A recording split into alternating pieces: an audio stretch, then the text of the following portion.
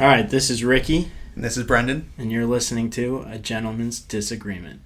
What I wouldn't give for the hope I used to find in a case of lion's head. Folks of different minds, because even though it did not share the pains we share, that American ideal, friends made over arguments in an early morning buzz. Need an early morning buzz. All right, Brendan, it is Tuesday, June the 18th, 2024, a special day for us here in Boston. Well, the day after a very special day for us here in Boston. Um, we got together, me, you, a couple of our other high school buddies, some neighbors of mine, and we sat around a TV and got to watch the Celtics in kind of undramatic fashion, actually, get their 18th banner, and it's a lot of fun, special for us. Where do you place this championship of all the champion? I mean, now we're really going to get into the Homer title town talk, but we have been spoiled in the last or in our lifetimes, but especially in the last 20 years. But where's this one rank for you of all of the championships that you've gotten to see of Boston sports teams? Yeah, if you are not a Boston sports fan, feel free to fast forward ahead into the interview, which is going to be awesome. Like we're really excited for this interview, and I'll talk more about that in a minute. But uh, for those of you that are Boston sports fans, this introduction will be right up your alley. Ricky, this one meant a lot to me, and I was kind of thinking about that like last night after I went home. Like, why? Obviously, this is the oldest we've been for a championship, and probably in good ways don't care quite as much about sports anymore. But we certainly still care a lot. And I really think I watched every single Celtics game this year, just through whether live or recorded. And I think one of the reasons this title meant a lot is because Jason Tatum and Jaylen Brown, like we've grown up with these guys since we drafted the Celtics drafted them at 19 years old, and I think there's always something a little bit extra special when they're kind of quote unquote your guys that have been here their whole careers, and obviously Al Horford's also been here for a long time, and to see him finally get a championship for Brad Stevens, who's been around, and Joe Mazzulla, and Wick, the owner, and Steve Hedwig, but like there's so many guys that I was just like genuinely happy for because it feels like we know them, and so that's part of it. And then also, like in recent years, Bill Russell passed, and Bill Walton just passed like last week, and Tommy Heinsohn passed, and it was Mike Gorman's last year on the broadcast, and it's kind of like these Celtics legends, many of whom, all of whom really kind of predated us, but I don't know. It's just again, maybe this is just part of getting older that you realize that these don't come around all the time. Like this is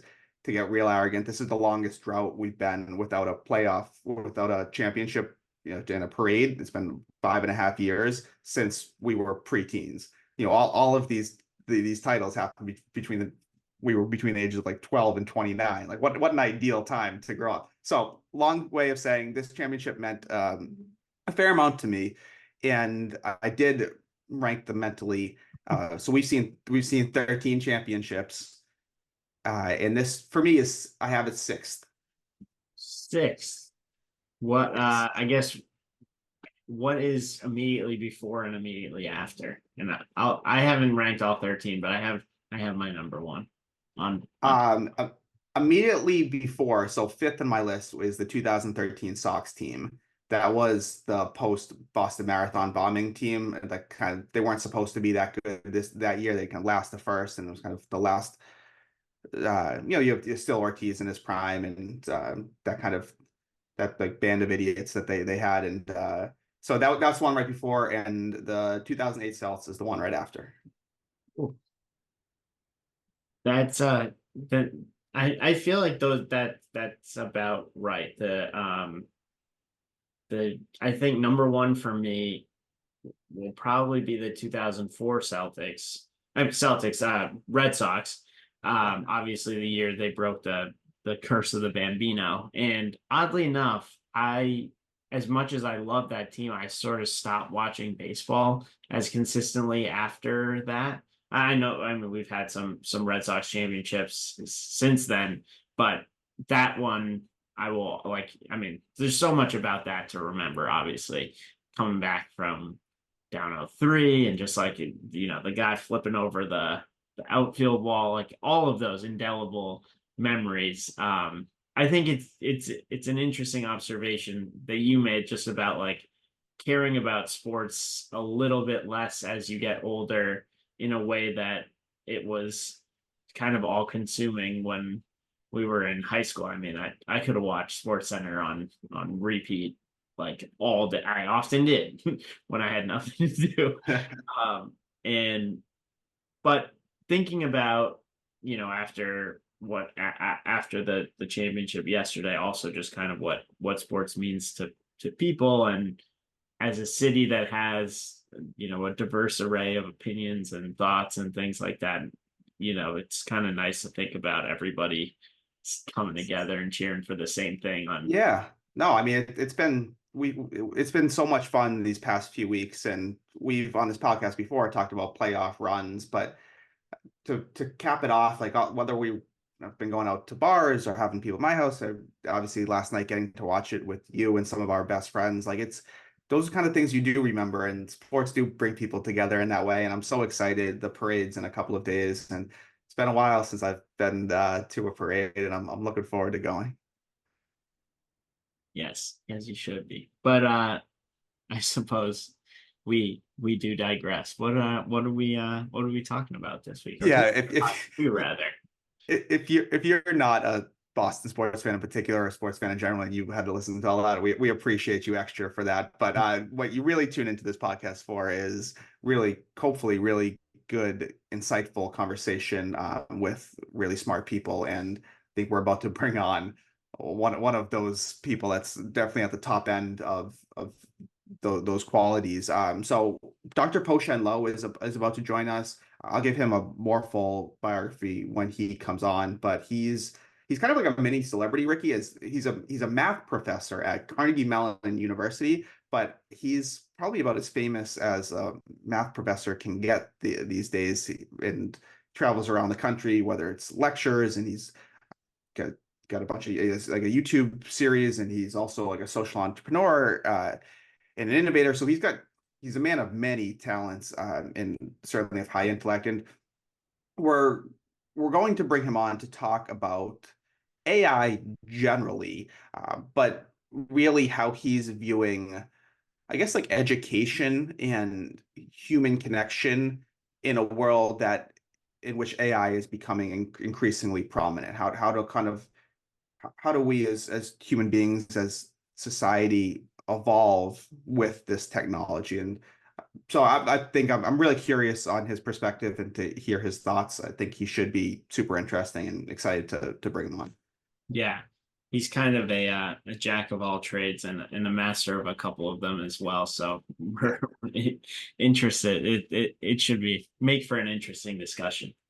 Yeah, that's well said. It's normally it's like jack of all trades and master of none, but I like how you said that he's both a jack of all trades and also master of several of them. There's very few people that can say that, and he's one of them. So we feel very lucky that he's spending some time with us today.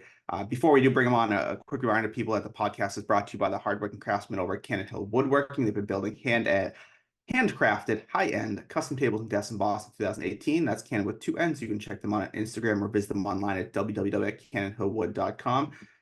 Ricky, this tree is in a math class. Obviously not taught by Dr. Loh, because Dr. Loh would obviously make them figure it out on their own. But why was the tree so frustrated in their math class? No idea. Couldn't get to the root of the problem, Ricky. And really, that's what Dr. Loh is all about, is getting to the root of problems. So let's bring him on and hear how he gets to the root of some of these problems that we're facing.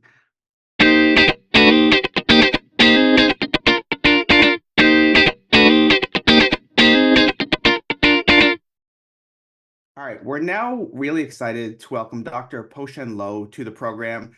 Dr. Loh is a social entrepreneur and an inventor. He works across a spectrum of mathematics, education, healthcare all around the world.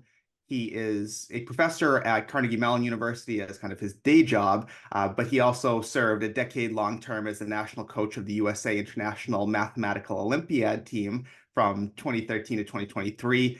He has pioneered innovations ranging from a scalable way to learn challenging math online in kind of a similar way to how people would view like live action entertainment.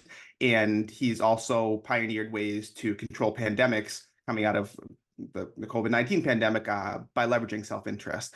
Dr. Loh received his undergraduate degree in mathematics from Caltech, where he graduated with the highest GPA in his class, no big deal.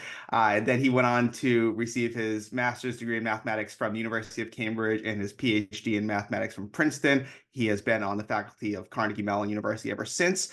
Known in some circles as America's math coach, not only for his work as the coach of the U.S. Math Olympiad team, where he led them to their first back-to-back #1 ranked victories in 2015 and 2016, which they did again in 2018 and 2019, but also known as America's Math Coach for his lecture tours and his videos on YouTube, which have millions of views. And I'm sure we can maybe get into some of that a little bit over the course of our conversation. But that is a long way of saying welcome to the program, Dr. Loh. Well, thank you. Thank you. It's a real pleasure to be able to talk to you guys. So we know like you are an educator first. And for our listeners, when they hear artificial intelligence, AI, their minds probably go to all sorts of different places. So when you're talking about AI generally, how are you describing it to people? Like, what's the status of artificial intelligence right now? Okay, so I should first say I'm not the expert in artificial intelligence here. However, I am lucky enough to teach at Carnegie Mellon University. Although I am in the mathematics department as a professor, as you may know, our computer science department is fairly famous for, well, AI and all of these things. So I'll say all the experts are over there. But nevertheless, when I look at this, I actually look at it from the point of view of an educator and also as an entrepreneur. I have my own social enterprise. I hire people. I am actually thinking of things from the point of view of how the boss views AI. And I will say that because I have that dual view of being the boss and also being the one educating the people who want to be employees, I think it's going to be tough for a lot of people. And here's what I mean.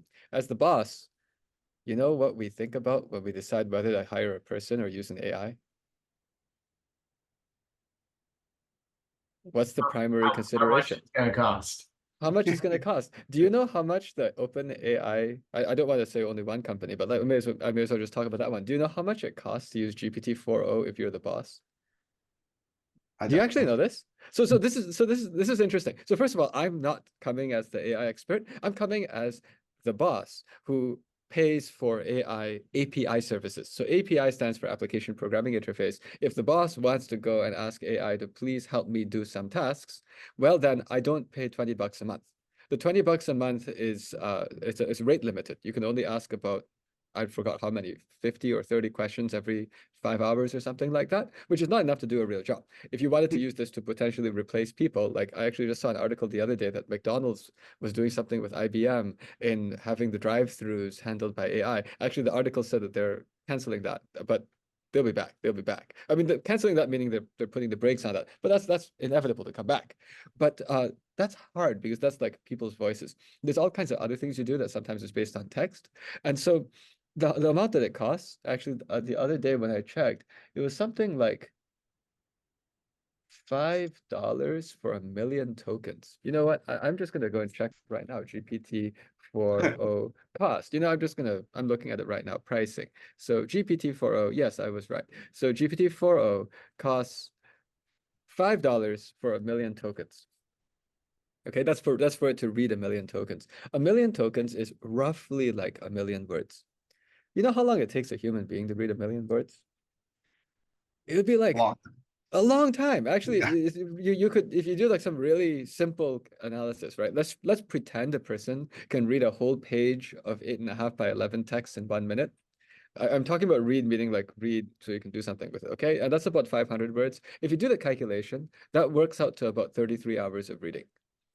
And if I can pay $5 and have something read 33 hours of human, like do 33 hours of human work in $5, that's a pretty good deal. Actually, the thing that blew my mind was if you compare that to minimum wage in some places, minimum wage is usually in some places in the US is $15 for 1 hour. That ratio, this is a simple calculation, that ratio is 100x. So what I mean is the job market this year is already known to be tough for people who are graduating from college. I work at a university, right? I expect it to get harder and harder and harder and harder because as the bosses start to realize that you can use these AI tools, wow, entry-level jobs they're going to be tough. Sure, and that makes a lot of sense. But then I guess anytime that there are challenges, there are also opportunities. And I know that you have spoken a lot about the opportunities for humans using AI. So can you maybe provide a little bit of like that counterbalance for? Yes. Yeah, good. Yes. So that's where actually it's so interesting. As I was walking around, even today, I was thinking it's really important for people to learn not how to be the best tool, but how to use tools. So you remember I gave you the whole discussion here from the point of view of the boss who decides what tool to use and decides what we're trying to do. And actually, whatever we're trying to do, the profits or whatever, it belongs to the guys who own the company, right? So what I'm trying to say is going forward, it's going to be valuable for people to try to see if they can own a piece of what they're working on. So what I'm trying to say by this is there are lots of problems in the world, lots of problems, and more problems that can be solved by a few big tech companies. Now, the question is, if you, as your role in the world, is someone who works for someone else to solve the problem, there's a danger that you may be replaced at some point. On the other hand, if you are a piece of the ownership, so to speak, you benefit. Does this make sense? What I'm trying to say is if there is an AI advance, the people who benefit are the owners. It's almost like what happens if rental prices go nuts. Who wins? The owners of the properties, not the renters of the properties. This is not a perfect analogy, but I'm trying to say when I look at the whole AI revolution, the giant beneficiaries are whoever has the agency and the ownership of whatever they're working on. Right. So that can you maybe talk about like that? How can people leverage that? I know you've talked Yeah, before about kind of that AI can make everyone a boss, a mini entrepreneur that's in right. some ways. That's right. But what does that really mean? Yeah, so I've been going around on this lecture tour, and people often expect I'm going to tell them how to do math problems. But actually, what I'm telling people is, you see, interesting thing is that there are lots of human problems to solve. But sometimes when people go through school, they're just trying to think of how to maximize their SAT score. GPT can beat you on that. Yeah. Okay, so I'm just like the way that people like even when I look at the whole education system, in some sense, education system was designed to be a contest to go and see if we can figure out who's the best at jumping through these hoops. Now, in the past, that would make it so that some various like famous employers would then say, okay, I want to find the people who jumped through the most of these hoops. If they can jump through these hoops, then they can go and do some other work. You know what I mean? Like how many people Right. actually use exactly what they learned in college in their job? In some sense, it was like a filter to see who is good at jumping through different kinds of hoops, right? But what I'm looking at now is, okay, well, in that case, you can't just learn how to be a tool. You can't just learn how to do the tasks that the other people have showed you. Instead, what you need to learn is how to figure out what problems actually need to be solved. This is how an entrepreneur thinks. And there are many, many people who are super good at exams who are not very good at figuring out what problem they should solve, right? They're the kind of people who they know if you give me a problem from a problem library type library that I've trained for, I'll kill it. But actually, those aren't the interesting things to do. The people who have learned how to find out, there's this need here. Some people might be interested in a podcast where there are two people who don't always agree on everything. And maybe, just maybe, there might be some viewers. Maybe somebody will listening to hear you. Maybe you're a viewer. Bingo, problem solved. I like that. I Right. guess so given that, how are you and maybe this is always the way that you've approached education, but like how are you thinking about teaching given that the sort of the historical construct is like how much information maybe can you learn and how many other situations, similar situations can you memorize so that, you know, given an analogous situation or analogous problem, you can solve it. Well, ChatGPT does that better than anybody. So why learn that anymore? So then I think you're teaching sort of how to ask the questions more, but I'm curious at like how you think about that. Yeah. So the first thing is that actually the teaching style can change and it can be very, very powerful. So I can tell you how I usually teach. So I teach at the university. I also teach students of all different ages, in a lot of random contexts because I'm often in front of classrooms for whatever reason. And the way I teach every class is I just go and say, hi, everyone, we're going to go and do this problem now. But I actually don't remember how to do it exactly.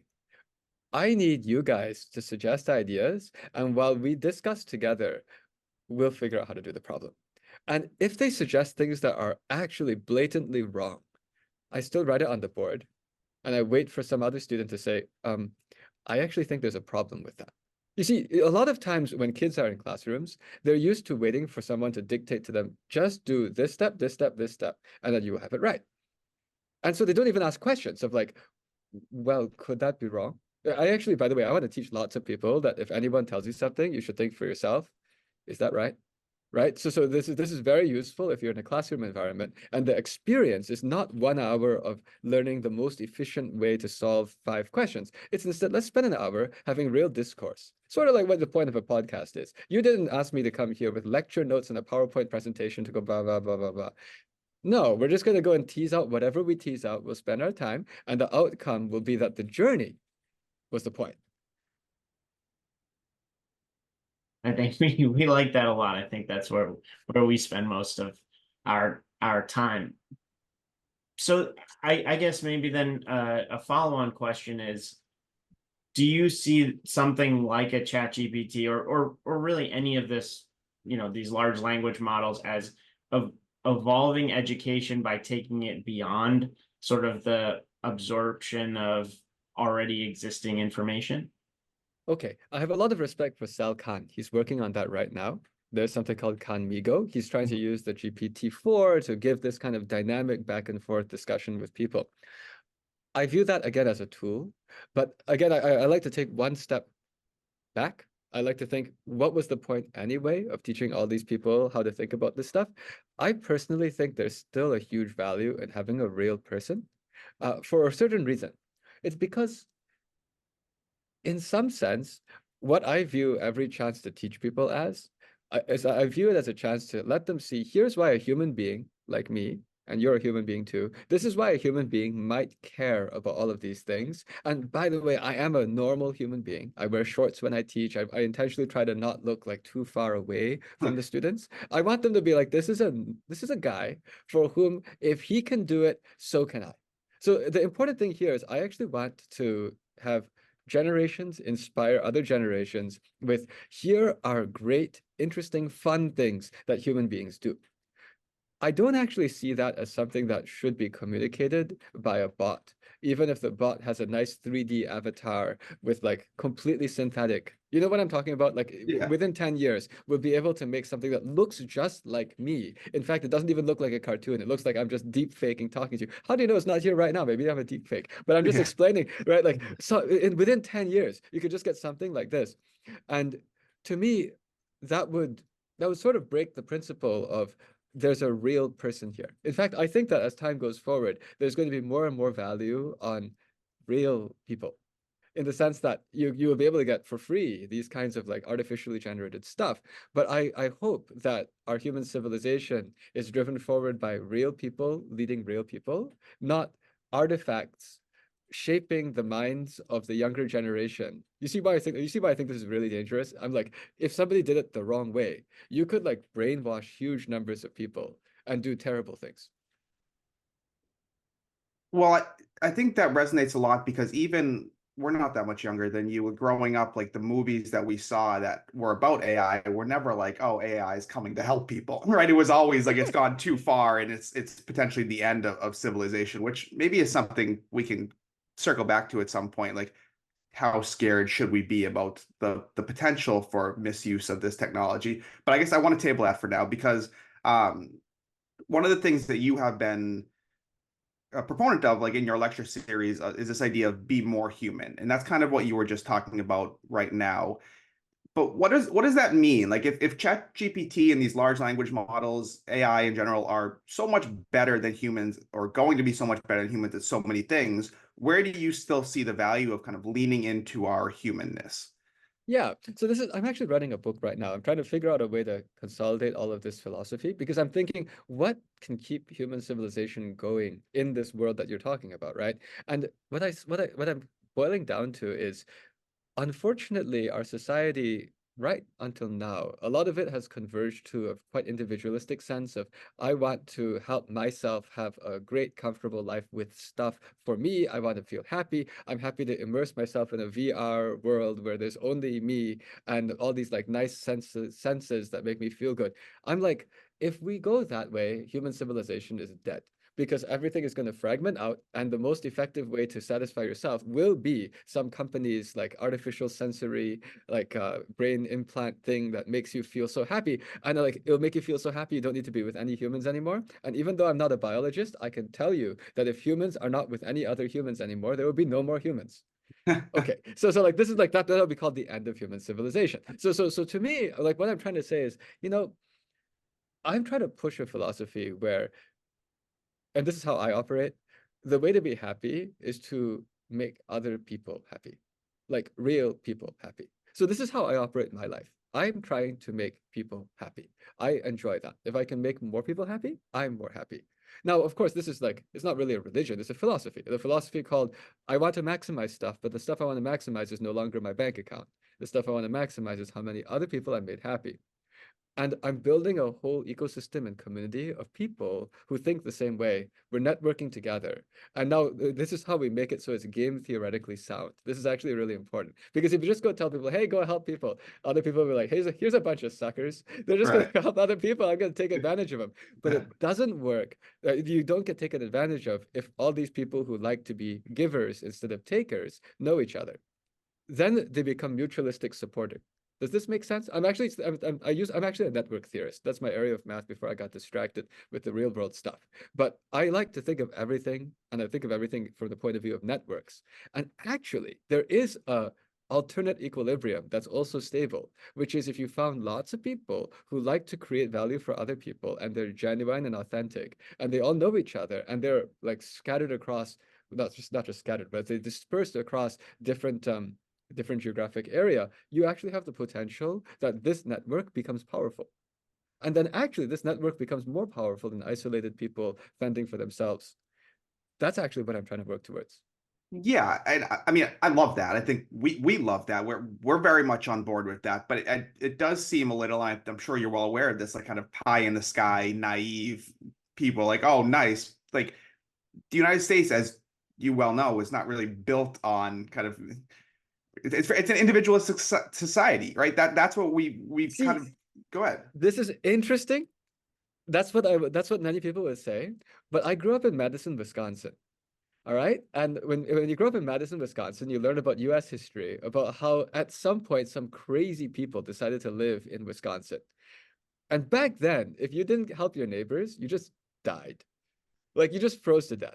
So in some sense, it's true that today there are pockets of the United States which are highly individualistic, but there are also pockets of the US, and actually, if you look back in history, there are entire chunks of the community which were built on community. So I'm Yeah. trying to pull back to there. Yeah. Okay. No, I like that. So I guess how do we do that then? Yeah, Because yeah, yeah. AI in some ways seems to be pushing us away from that even further. Exactly. Exactly. So I'll tell you what I'm actually working on. So you see, I looked at all of these problems, like the fact that we need to teach people how to think. Think meaning not we tell them how to think, but how to think for themselves and question anyone who ever tells them what to think. And the second thing is we need to find a way to build this network. So for me, whenever you want to change anything, honestly, the people who will drive the change are the people who are even younger than you guys. It's the next generation. This is how everything happens. Always. And in fact, it's the next generation which today a lot of them are, I'd say, a little bit pessimistic about the future. Like there was a time in American history where people looked in the future and was like, this is going to be good. Yeah. Unfortunately, somehow some of the generations today are like, man, all those other people screwed it up for us. You know what I mean? Yeah. So what we're doing here is I came up with a way to potentially teach massive numbers of middle school students these kinds of how to think new things and how to also have these principles, while at the same time helping to network together lots of high school students who have these kinds of concepts and also have a lot of ability.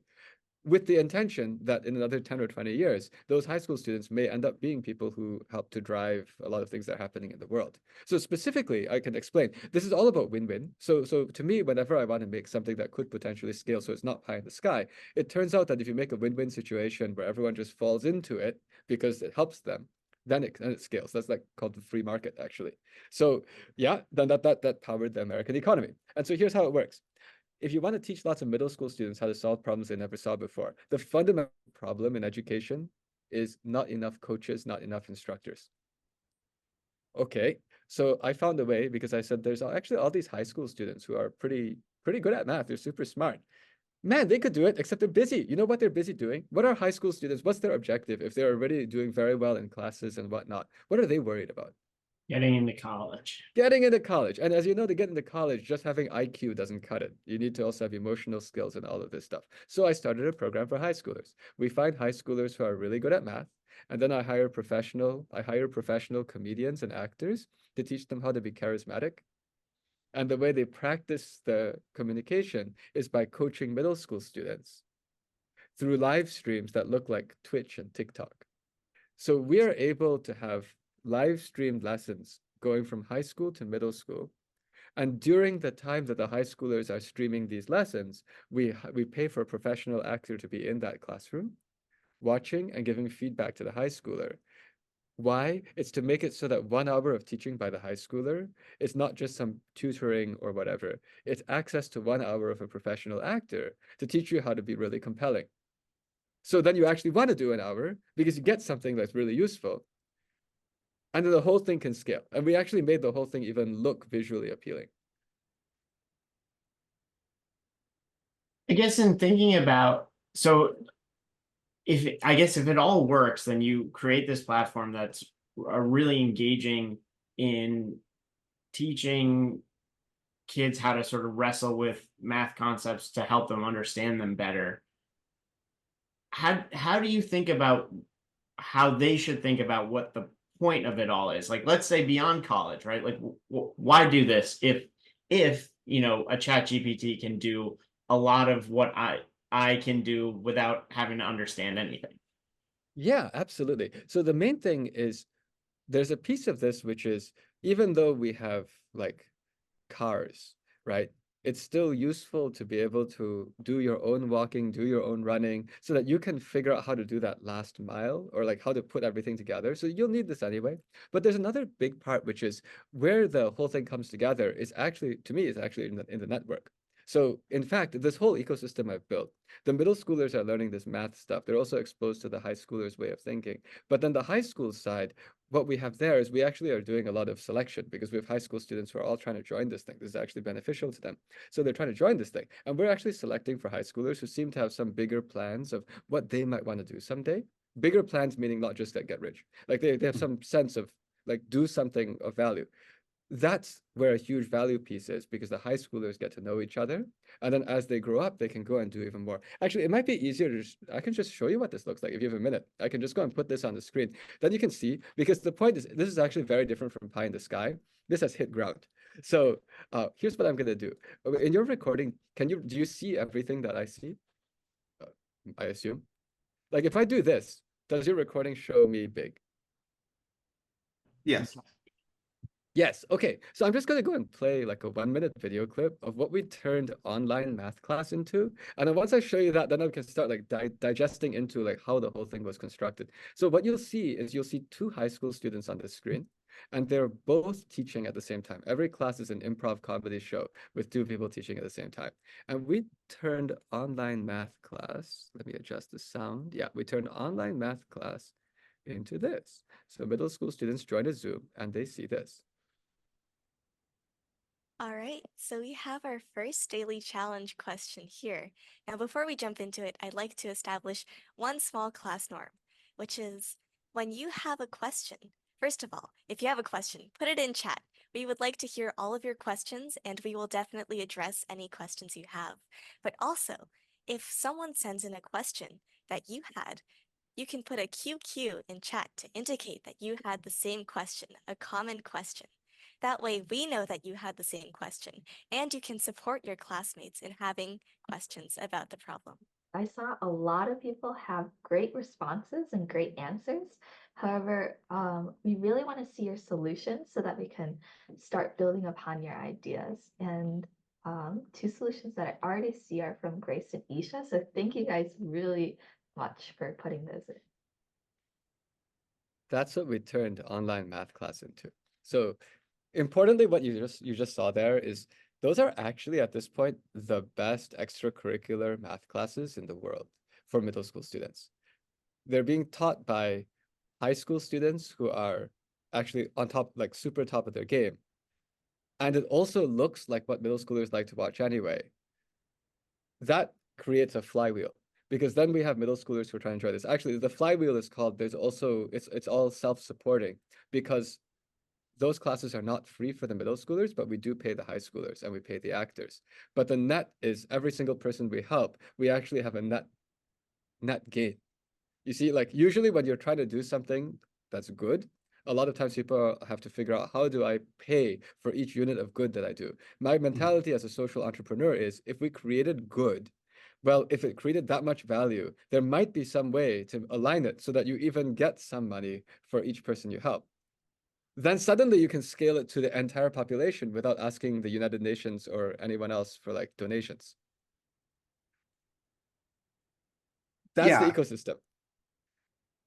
No, that makes a lot of sense. And I think we love free market solutions to complicated problems. I know you're not like a policy expert per se, but you just talked significantly about allowing entrepreneurs in the free market to solve a lot of these issues. How much, if any, do you see the role of a government, the United States federal government, for example, in regulating AI, right? There's been a lot of conversation around it, but very little has been done. And I think, should we be looking to the government for help here, or are you more of like, let the free market kind of figure it out? I think it is important that there's some kind of like intelligent regulation for some things in the world. Like, for example, I think it's a good thing that you can't just build nuclear weapons in your backyard, right? Like, I'm just like, I do think there's a reason for regulation. And now why I brought this up this way is because I think in order to have effective regulation, you also need that the politicians have a deeper understanding of what they're regulating. If you have a bunch of politicians at the Senate grilling some tech entrepreneurs and the politicians do not know what they're asking questions about, this can be a problem. So Yeah, no, one of my goals, yeah, so one of my goals is actually to make it so that in 20 years or so, as this program we're making gets bigger and bigger and bigger, I'm really optimistic that some of the people who are alumni of this program are going to go into politics. So actually, the way I'm looking to try to solve these problems is the American democracy is a very powerful and good thing.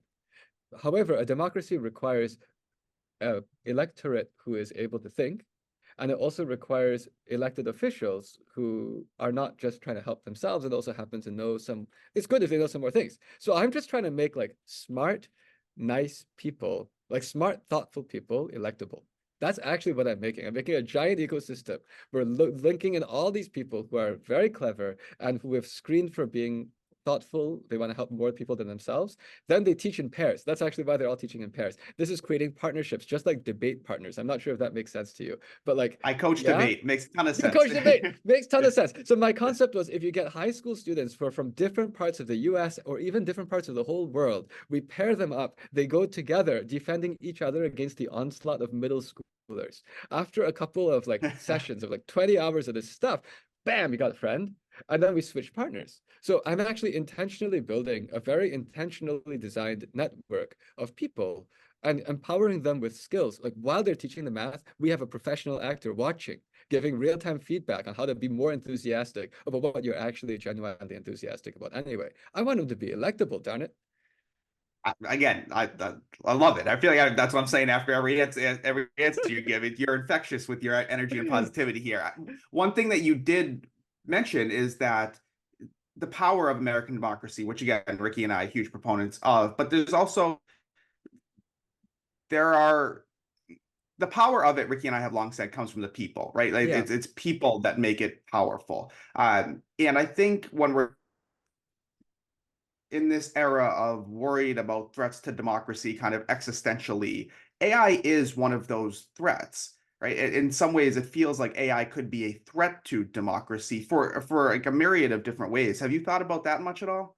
Yes, I think that this is this is a concept I was just thinking about as I was walking through the hall this morning. That's because I work at Carnegie Mellon University. There's like robotics departments all over the place, right? And every time I think about, every time I pass like a display about robotics, I'm just like, gee, it's really important to have some control over how all these things are being used. Like what I'm trying to say is like every AI, every robotics development, sometimes people say, oh, look at that. Isn't it wonderful? We can do all these things. The question I always ask is who makes the decision on how to use all these things? You know, like we saw those cute robot dogs doing backflips, but I think recently someone mounted a flamethrower on it, right? Like that's Yeah, what I they saw were that. really for, okay? Right? So those Correct. robot dogs that were doing the cute tricks, no, they were designed to have a machine gun and a flamethrower on top. They were not just going to be your pet. All right. But that's just where it becomes one of these questions of like, oh yeah, you know, the AI can be used to manipulate huge numbers of people. It can be used to exert control. Robots can be used to exert control. And so actually, I was about to send a Discord message into the group of all these high school students I work with my thoughts from the top of my head for today. And the top of my head thought today was, you know what? All of us have been working on like the math, the science, and whatnot. It is super important to have agency over how these things are being used. I actually, it's like the future. It's back to how I opened this whole conversation. The people with the power are the ones who own the companies, the ones who are in the positions of decision, right? And so it's actually, to me, extremely important that we go and find people who care more about just themselves. They want to help people, help as many as they can. These people need to be in those positions, or else we could potentially have like mad scientists take over the world situation. Yeah, it seems like, and if I'm paraphrasing incorrectly, please correct me, but that you, the best defense against some of the negative consequences of AI is a general population that kind of understands how it all works and how certain strings can be pulled. And perhaps we should have started here. Is there kind of a relatively like simple explanation or a thought exercise for how these like large language models do what they do, what they're good for, and where you should sort of be wary of the things that they output? I would say any answer to that question will be out of date within about 5 years. So the main thing is that these things keep getting better and better. And the way I explain this to other people of why I'm concerned, but concern means that's why I'm running around the entire country giving all these talks. I'm trying to get as many people as possible to be thinking about how to do something bigger than themselves and also having the capability to understand, think, digest, process, all of that. That's just like humans handling new future, right? That's to me more important than understanding exactly how one of these AI tools works. Because if you went and asked me that question, like say 15 years ago, we'd have said very, very different things. We'd be using different technologies. Today, we happen to have this technology, large language models. And in a nutshell, what everyone says is that it's somehow, it's very good at predicting the next word. And that was like the very nice, simple nutshell explanation of that. But that's just what we have today. You know what we're going to have in 5 years, 10 years is going to be even more crazy. The way I look at it when I talk to people is I say, you see, think about this thought experiment. Suppose that two civilizations from the universe meet. Like that's called not United States, human civilization, Earth, Terran civilization meets some other alien civilization. Suppose we meet somewhere at some point with some other civilization. What's the chance that we're evenly matched at that exact point? I think the chance is close to zero. It is either that we are like slugs and they are like some like crazy advanced like race, or they are slugs. It's very unlikely that if you meet a random alien civilization, it's like, check it out. They're just right to go and fight each other and it's a fair fight. Like, come on, that's not going to be the case. Well, we just met an alien civilization in some analogy of that word. It's called AI. How good is AI? All we know right now is that AI's potential is at least what you see today. It's at least, when I say potential, I mean, imagine you go and add another 50 years of research, the AI will be somewhere. What's the chance that the 50 years of research away, that AI is the same as a human? Well, it's probably either like an ant or we're like an ant, right? But if we already know that it's at least as good as some high school graduates, some like human high school graduates, and we know it's probably not going to be this equal to us, well, then you know what that indicates is like fairly likely the limit of where it can go is beyond. which is actually why what I'm trying to do right now is I'm trying to be like, oh boy, we need to quickly network together all of these people who care about other people, who have the brains to try to figure out stuff, teach even more people how to have the brains to figure out stuff, but just like unite all of the people quick, because we need it. We don't want to unite all the people after we're all like ants being split apart by like goodness knows what else, right? So that's why my approach to everything is networks, graphs, uniting people, building an ethos of, hey, this is a world that's bigger than me. And if we can find all the people who think that way and they all work together, first of all, that's a mutually supporting ecosystem. So it's actually okay. Like they won't cheat each other, because if they do, everyone will know and then they get kicked out of the ecosystem, right? But you'll want to stay in it because this is actually to your direct benefit. This ball of people supporting people, in my opinion, is what we really need. And that's actually why I generally don't like the idea of let's just have computers teach people. Because to me, if you have people teach people, that's like communicating to the next generation down, we like people. People are important. Here's another analogy. It's like there's Isaac Asimov's law of robotics, right? The laws of robotics. Is it the first one called don't harm people? Is that right? The one really important law is like, do not harm people. Yeah.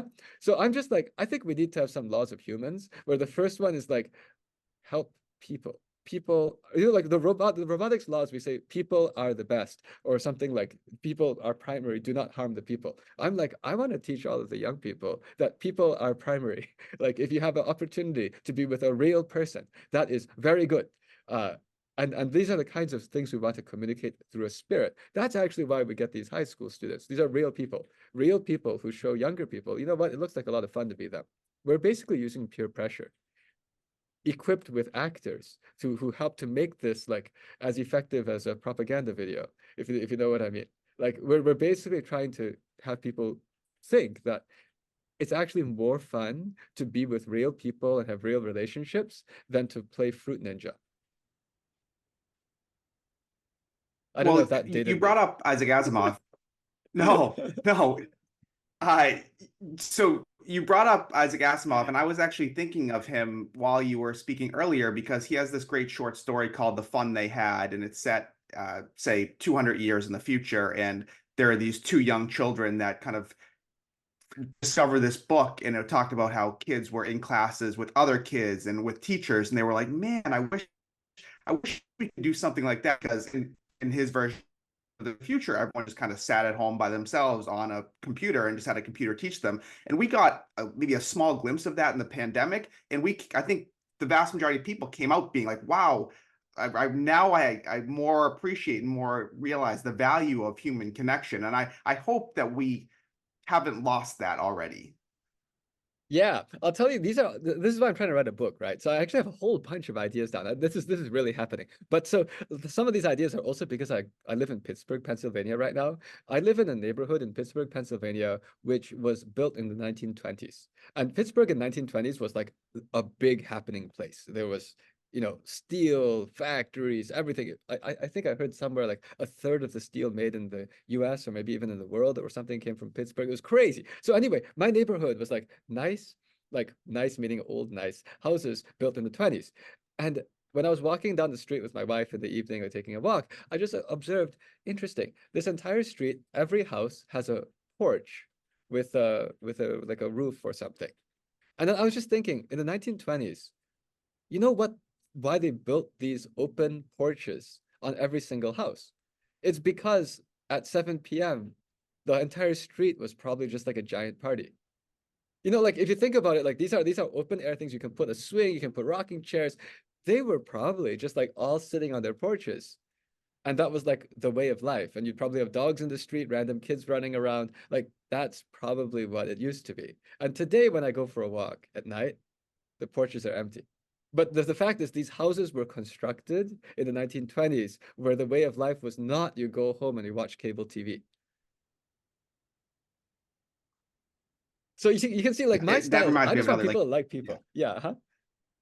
no, it just reminds me of another short story, like Fahrenheit 451, not a short story, a book, like right where you're walking down these streets and it's just everyone's got that you see all the glow from the screens, but you don't see any actual people. Well, I mean, I guess that's people have been thinking about this for a long time of the future, even though AI, quote unquote, is like, seems like this kind of relatively new phenomenon. A lot of these issues are not new issues. And I think a lot of the solutions, Dr. Loh, you're saying are solutions that we've always had.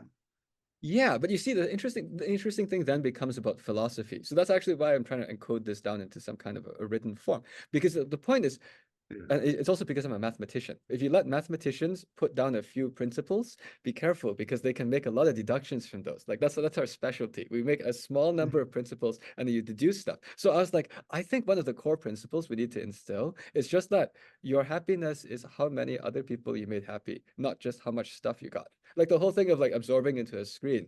That's purely what happens if you just say, I want to maximize my dopamine. You see what I'm trying to say? Is like if the way that you go through your life is to say, I want to feel like I got stuff. There's a very easy way to satisfy that in a very individualistic sense. But if we can build an ethos, which is like, you know what? How many other people did you help today? Then suddenly that's like a different way of life.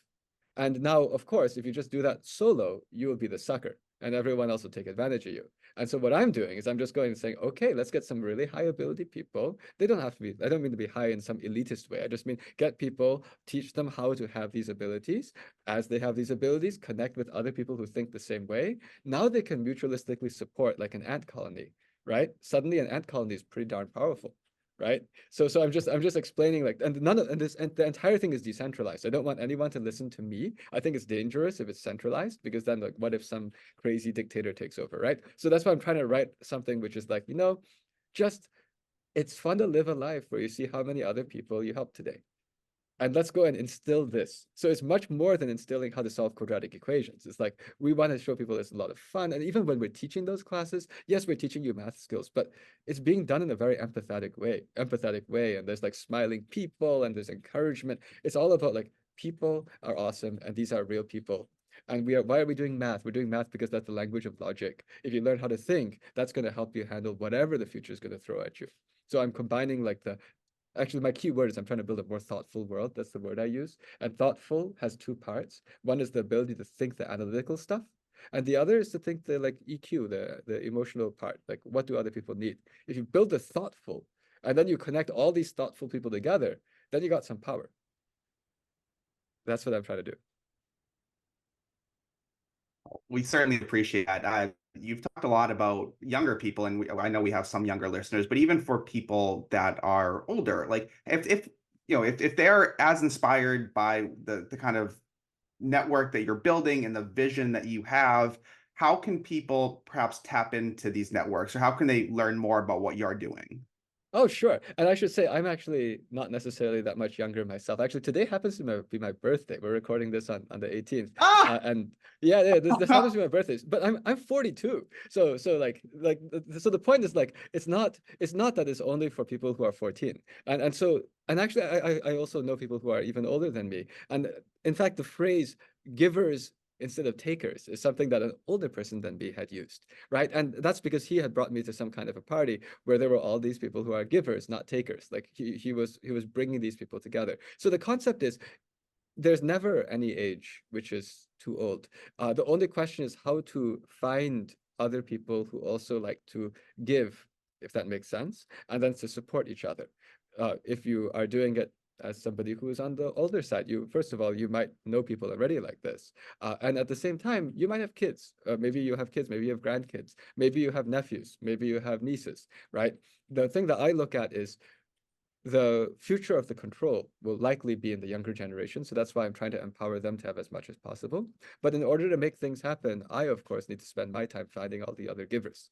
So, I mean, if anyone likes to chat with me after this, you can feel free to contact me. I actually travel extensively through the entire US. Effectively, I'm trying to link up people at that younger generation, but I'm also in the bridge generation. I'm 42, as I mentioned. So I'm like somewhere in the bridge between the 14-year-olds and like the 70-year-olds, right? And so, yeah, it's never too late. And in fact, I should also say there are things that people who are on the older generation have been very helpful with. Because, for example, among the things we're doing, I mentioned this whole thing is sustainable because people pay for it. Well, that's not quite true. Some people don't pay for it. So actually, in order to make this thing equitable, we're actually delivering free classes to students who go to Title I schools. That's a school where the majority of the kids there are in families who qualify for free and reduced lunch, which means that the family income level is closer to the poverty line.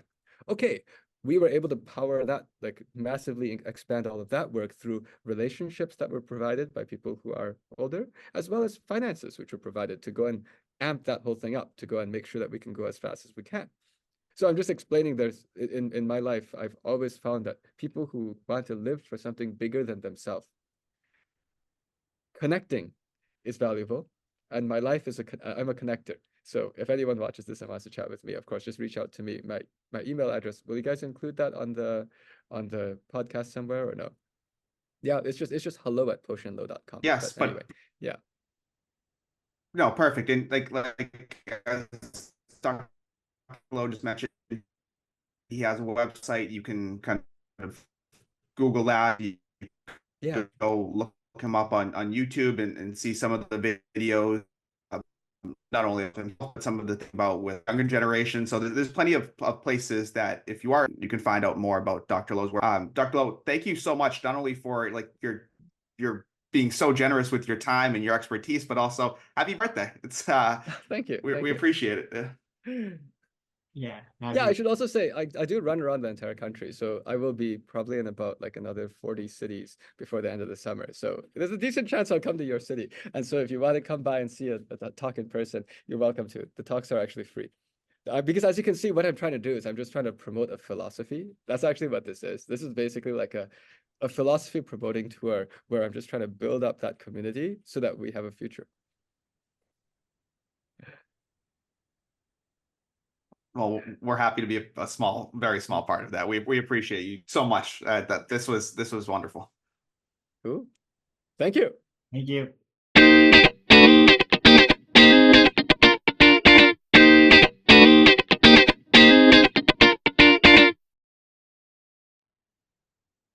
Well, Ricky, that was quite the conversation. I think we always tell our guests before they come on, or kind of like take the conversation wherever you feel it goes best, right? Like we're bringing these people on because they're experts and we want to hear what they have to say, where they want to take the conversation. And Dr. Loh certainly took it and ran with it. That was, I mean, incredible conversation. And as I said, in the middle of that conversation, I was like, I feel like every point he makes, I'm like, yeah, I really appreciate what he's just said. And I guess from a big picture perspective, Ricky, he starts out, his first answer is pretty much just like, AI can do pretty much everything that a pretty smart human can do, and can do it way better and way faster and way cheaper.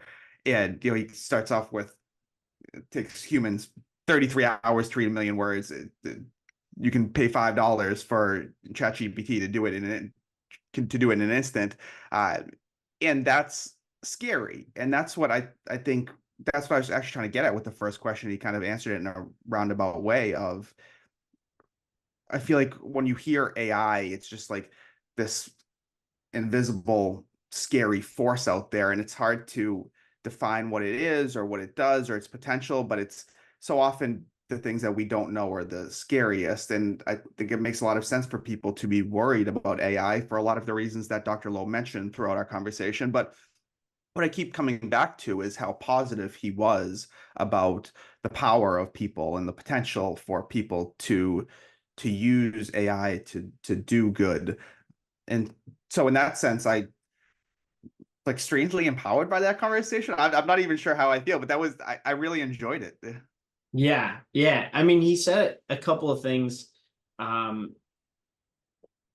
reminded me of our conversation, our very brief conversation with Sam Jacobs, just about this idea that yes, there is AI is out there and it can do a lot of incredible things, and it can do things that we sort of never expected machines to be able to do previously.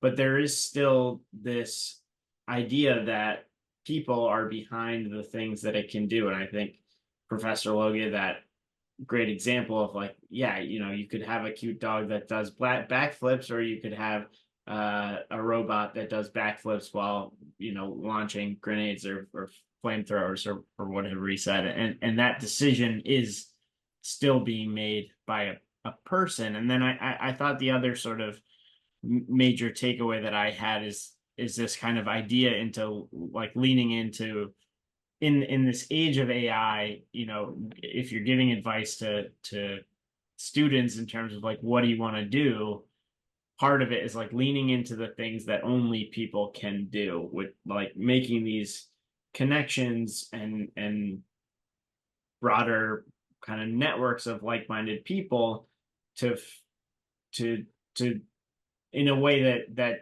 you can't be replaced by an AI. And I think that was that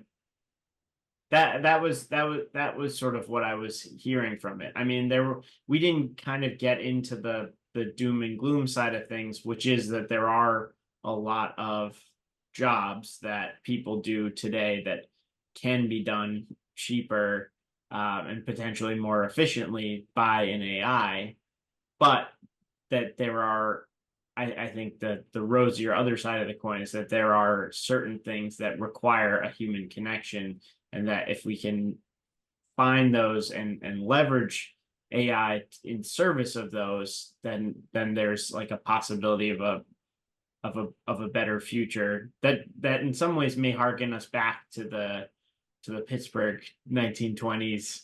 Oh, I mean, not all the way back there, but the idea of kind of like, yeah, there are certain things that we used to spend time on, the 33 hours for a million words, that we no longer will have to do because there's something that does that faster, better, and all that. But maybe it, you know, frees us up to do these other things that, right, like what, you know, what's the point of it all if we're looking for meaning and purpose and being happy. So I appreciate that he sort of took the conversation in that way. It's, you know, a philosophical one that we haven't had that often. Yeah, again, I really enjoyed it. To your second point, AI feels like an existential threat in a way that some of these other technological innovations haven't. I think there's good reason for that. But at the same time, as you're talking and as Dr. Loh is talking, it's like since the Industrial Revolution, like the way people live and way people work over the past 150 plus years, it feels like it's been in a constant state of change and innovation, whether like the Industrial Revolution itself and like the urbanization of like our society, and then you go to things like the printing press, or I mean the assembly line, or printing press also disruptive, but no, but like Henry Ford's like a assembly line, or and then you have the evolution of technology through computers and the internet, and so AI is in some ways just kind of the next step in that, and that's real easy for me to say as someone, and who knows, like I mean AI could easily be coming for jobs in law and education and energy, right? Like so it's I think too early to say for you and I that like we're in spaces that aren't going to be affected. Everything's going to be affected. Every sector is going to be affected by AI. But in some ways, like humans have constantly evolved around that. And it's not like we, as always, right? Like we always kind of put the challenges and opportunities. Some jobs will be replaced, but it's going to create other jobs, right? And you know, I think the hard thing societally, as we've seen in recent decades, is that's maybe real easy for me and you to say, or people whose jobs aren't being replaced by AI to say. For those people whose jobs are being replaced, like it is kind of an existential threat. And I think that's what you were kind of getting at with that second point. Yeah. I mean, I guess to your point in terms of why does it feel different this go around than something like, you know, the invention of the car replacing all the horse and buggy drivers, is this idea that it is coming after things that were quintessentially human, in terms of, you know, if you can ask ChatGPT to write a poem in the style of Robert Frost, and it will create something that potentially hasn't been created before. Now, it may be pulling from a bunch of existing things and potentially plagiarizing stuff, but it does make something new, which historically, you know, for all of our advances, most of the things that machines create are things that we design them every step of the way to create. So we know what they're doing from start to finish. And this feels something different. And so then it also comes after work that, previously was untouched in terms of being able to draft a legal agreement or a brief or something and that that took however many, better than anybody, however many years of school for you to be able to do. It's able to digest all of that information and spit something out. But I think from the discussion with Dr. Loh, this kind of idea that the best way for us to be able to steer this new technology is for us to be informed about how it works. And then I think what he's really getting after is this, you hinted at this, and I think we're both a little bit jaded based on how much we kind of dive into the weeds of politics, but like this utopian society where people are out there to help other people, and therefore those same people that are directing AI will also, use it in the same kind of a way. Yeah, again, I would love Dr. Loh's vision to become the reality. And I appreciate that, as he said, it's not just some kind of pie in the sky philosophy. He's putting like work in on the ground to try to make it a reality. And as I was trying to get at with some of my questions of like, what's the role of the government? Should we be doing something? And although he kind of didn't answer that directly, I think your point earlier about the dogs, his original point, is illuminating, instructive here, right? Because someone at some point is going to have to make the decision: is this kind of a cool pet that I can have, or is this dog going to be an instrument of war, right? And people are the ones making those decisions.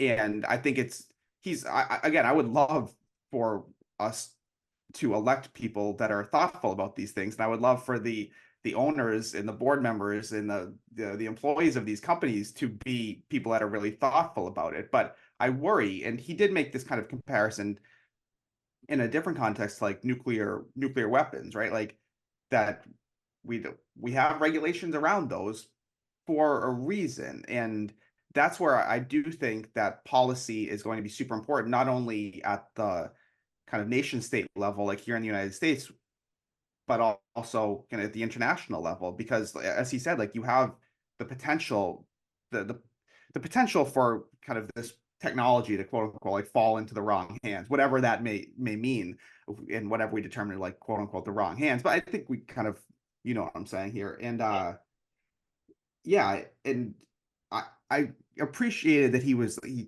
as always, right, it's the younger generation that we need to train on these things, but he also sensed the urgency, right? He was saying that I know that we need to get together and make these. That's why he's traveling kind of at this frenetic pace all around the country, because he senses the urgency in this. And that's where a little bit I'm also sensing the urgency and worried that we have this emerging technology that's changing by the day, and we have politicians here in the United States that haven't done anything about it. And the reason, I think Dr. Loh correctly said, they haven't done.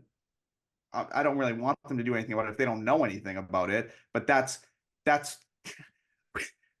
we need to get those people that do know things about it like elected quickly, because this is something that I do worry it could spiral very quickly. Yeah. I think that's well said. The opportunities are immense, but so are the potential challenges or consequences of not getting this right.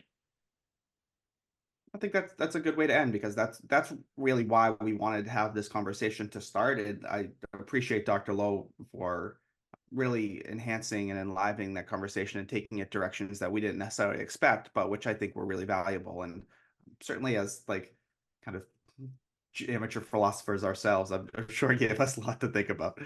Yeah, it's I think it's always good for us.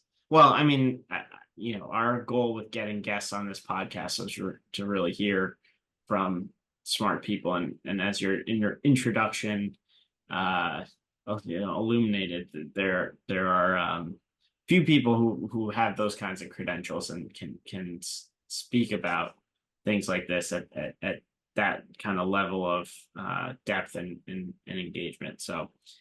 And he's a Madison guy, so I was real happy to hear that. Yeah, I figured I was a little surprised that you didn't hop in, but I saw your smile when he said he was from Madison, Wisconsin.